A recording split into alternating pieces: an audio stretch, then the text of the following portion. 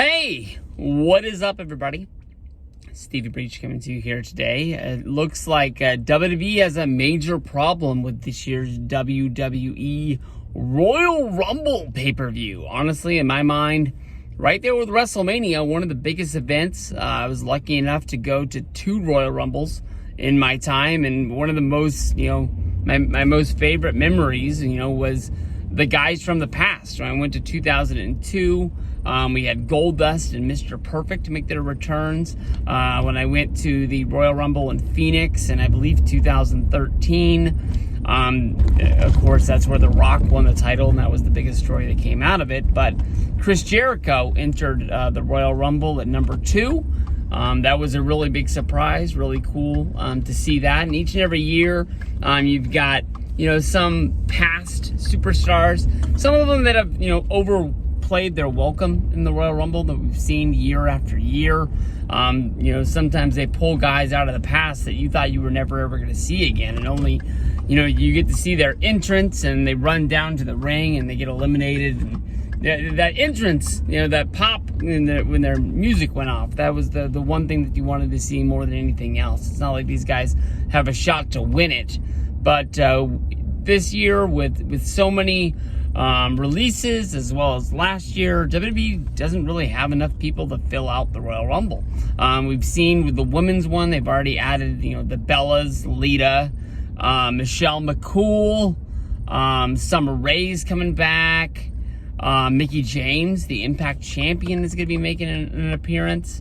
So they've already tipped their hand that they're willing to go outside the company in order to, make sure the Rumble gets filled out for the women's one. People are looking at the men's one, and they're like, man, they're probably going to have to, knock on that forbidden door that we've seen in wrestling so many years in order to fill this bad boy out. I've seen a lot of people looking at Kenny Omega as the guy that they think is going to be in the Rumble this year. Just kind of way of putting over AEW, shaking hands between the companies, saying, hey, you have your time, we have our time, we both run wrestling. I honestly think that if anybody is going to be appearing in the Rumble from AEW, it's going to be Chris Jericho. Chris Jericho, of all the people that are in AEW, has the best, one-on-one kind of friendship relationship with Vince McMahon. We saw, when Stone Cold Steve Austin asked to have Jericho on the Austin podcast on the WWE Network, Vince right away said, yeah. And Austin was even like, wait a minute, that he doesn't work here anymore, right? It's Chris Jericho. And Vince was like, yeah, it's a good idea. It's going to make money.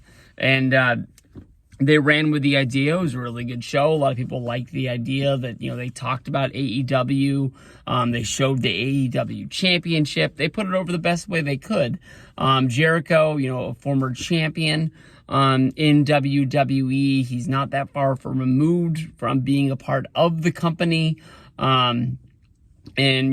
He's at the top of his game right now. He's not one of the main guys in Well, he's one of the main guys, but he's not one of the main event guys in AEW right now. He's taken a little bit of a step down since he lost the title last year. Still, running with the Inner Circle guys.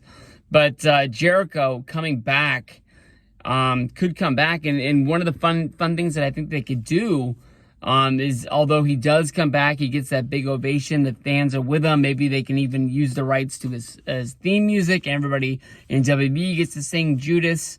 That could be, people going out and actually buying his song, which could help him. But if you go back to Pewter in the 2001, no, that's not 2001. What year is that? Oh, geez, I can't remember what year that was. It's in the early 2000s. Pewter comes in and just gets destroyed by the likes of like Crash Holly, Chris Benoit. No, it was Bob Holly, Chris Benoit. These guys just take this moment in the sun to just teach Pewter a lesson. You might have won tough enough. You might be on the main roster, but you're running your mouth. You're saying too much about how good you are. We're going to show you what it's like, the old school style, to get brought into this business. And you see it. I think it would be awesome. And even with when Muhammad Hassan he came into the Rumble. Everybody stopped, pointed at him, and made sure he got eliminated as fast as he came in. I think that you could see, you know, the brands coming together, Raw guys, SmackDown, baby faces, heels coming together, basically being like, hey, he don't work here. He can't headline WrestleMania. Let's get him out of here. And just have WWE guys turn on Jericho, getting him out of there. Kind of like, it fills the void. You got people talking about the Rumble. You got people talking about Chris Jericho, talking about WWE, talking about Peacock. You got to see this. And it fills a number in the Rumble. And it's one less guy that you got to have to worry about putting out there. Jericho for the Rumble. I think it makes sense.